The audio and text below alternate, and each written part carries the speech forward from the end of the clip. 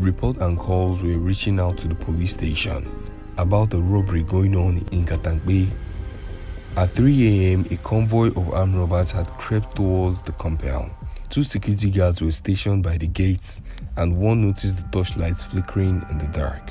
He stepped forward to check, and before he could raise an alarm, a gunshot echoed through the night. He fell instantly, and his partner ran for his life, and the robbers stormed in.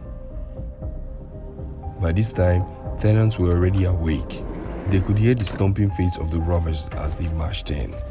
The robbery has begun. They divided themselves, moving from flat to flat, breaking through doors, collecting phones, cash, and whatever they could carry. The man reporting this issue was a site worker opposite this 18-flat-story building, as he feared for his own life. And when they mapped out the exact location, up on the top floor, flat 16, lived our Somtochukwu Maduagwu. She had moved into this compound just months earlier after her rise at the Arise TV.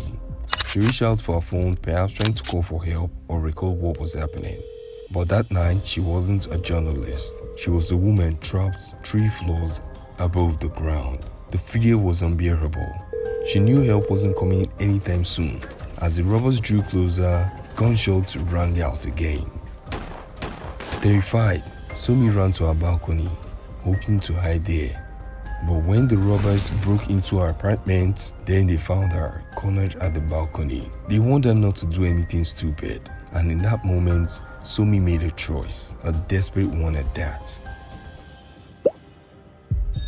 She jumped 3 floors down, nearly 70 feet, the exact height of 2 electric poles stacked together, and her body hit the concrete ground floor